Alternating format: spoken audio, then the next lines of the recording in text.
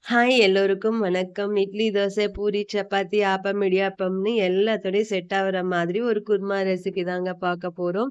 ரொம்ப டேஸ்டியான இந்த குருமா ரெசிபி இறால வச்சு செஞ்சிருக்கோம். இது செய்யறது ரொம்பவே சுலபங்க. அவ்ளோ டேஸ்டியா இருக்கும். சீரியஸா சொல்றேன் செஞ்சு பாருங்க. அல்டிமேட்டா இருக்குங்க. சுவையா இருக்கும். வாங்க இப்ப இத எப்படி செய்யறதுன்னு பார்க்கலாம். இது செய்யறதுக்கு அடுப்புல ஒரு கடாய் வச்சுட்டு 1 டேபிள் ஸ்பூன் அளவுக்கு எண்ணெய் சேர்த்துக்கோங்க. எண்ணெய் சூடானதும் இது கூடவே 2 பெரிய வெங்காயம் அரிஞ்சு சேர்த்துக்கோங்க. சின்ன சைஸ்ல ஒரு தக்காளி சேர்த்துக்கோங்க.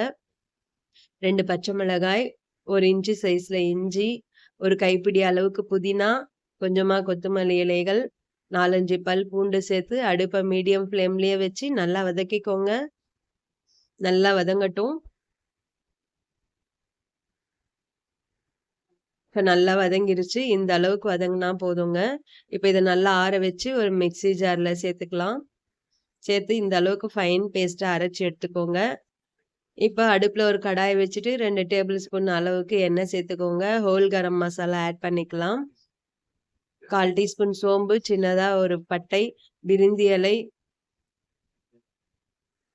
ஜாதிபத்திரி, அன்னாசிப்பூ, கிராம்பு இது எல்லாத்தையும் சேர்த்துக்கோங்க. கூடவே ஒரு கொத்து கருவேப்பிலை சேர்த்துக்கோங்க. 1 டேபிள் ஸ்பூன் இஞ்சி பூண்டு விழுது சேர்த்துக்கோங்க. சேர்த்துட்டு நல்லா வதக்கி குடுத்துருங்க. இஞ்சி பூண்டோட பச்சை வாசனை போறது அளவுக்கு வதக்கிக்கோங்க. இப்ப இது கூடவே அரைச்சு வச்சிருக்க வெங்காயம், தக்காளி விழுத சேர்த்துக்கோங்க. அடுப்ப லோ ஃப்ளேம்லயே வச்சுட்டு சேர்த்துக்கோங்க.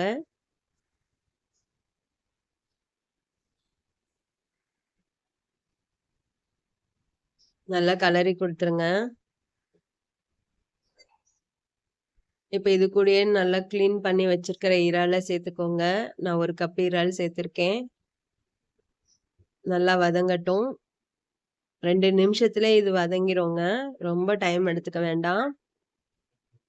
நல்லா வதக்குனோனே இது கூடவே 1/4 டீஸ்பூன் அளவுக்கு மஞ்சள் தூள், 1/2 டீஸ்பூன் மிளகாய் தூள், 1 டீஸ்பூன் தனியா தூள், தேவைக்கு உப்பு சேர்த்து நல்லா கலந்து குடுத்துக்கோங்க. இப்போ மிக்ஸி அலசின தண்ணி மட்டும் ஒரு 1/2 கப் அளவுக்கு தண்ணி சேர்த்துக்கோங்க.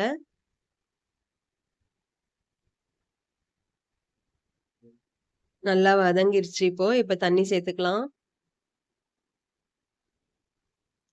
சேர்த்துட்டு மறுபடியும் நல்லா கலந்து விட்டுக்கோங்க.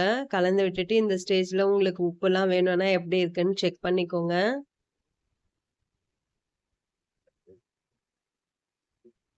நல்லா கலரி விட்டுட்டு அடுப்ப லோ டூ மீடியம் ஃப்ளேம்லயே வச்சு ஒரு 15 நிமிஷம் மூடி போட்டு வேக விடுங்க. நல்லா வெந்து கிடைச்சிரும்.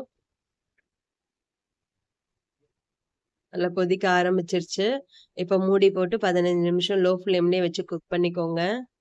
இப்ப இதுக்கு தேங்காய்லாம் அரைச்சுக்கலாம். அதுக்கு 4, 5 முந்திரிய ஒரு ஜார்ல சேர்த்துக்கோங்க. மிக்ஸி ஜார்ல சேர்த்துட்டு 1/4 டீஸ்பூன் அளவுக்கு கசகசா, 4, 5 தேங்காய பொடியா நறுக்கி சேர்த்து இந்த மாரி ஃபைன் பேஸ்ட்டா அரைச்சு எடுத்துக்கோங்க. கொஞ்சமா தண்ணி சேர்த்து அரைச்சுக்கோங்க. இப்ப இறால் நல்லா கொதிச்சு வந்திருக்கு பாருங்க. நம்ம சேர்த்த எண்ணெய்லாம் வெளிய பிரிஞ்சு வந்திருக்கு. சூப்பரா நல்லா வெந்து வந்திருக்கு. கரெக்ட்டான ஸ்டேஜ் இது. இறால் வந்து ரொம்ப நேரம் எப்பவுமே வேக வைக்கவே வேண்டாங்க. அத 5 நிமிஷம், 10 நிமிஷத்திலேயே வெந்துருங்க. அதோட மிளகாத்தூள் வாசனை போறதுக்கு தான் நம்ம இவ்ளோ நேரம் குக் பண்ணியிருக்கோம். இப்ப இதோடயே அரைச்சு வச்சிருக்க தேங்காய் பேஸ்ட்ட சேர்த்துக்கோங்க. சேர்த்துட்டு நல்லா கலரி குடுத்துக்கோங்க. நல்லா ஃபுல்லா எல்லா பக்கமும் தேங்காய் படுறது அளவுக்கு நல்லா கலரிக்கோங்க. அடுப்ப மீடியம் ஃப்ளேம்லயே வச்சுக்கோங்க. தேங்காய் சேர்த்துட்டு ரொம்ப நேரம் கொதிக்க விடக்கூடாதுங்க. தேங்காய் சேர்த்துட்டு இது நல்லா கலரி விட்டுட்டு, ஒரு 2லருந்து 3 நிமிஷம் கொதிச்சா போதுங்க.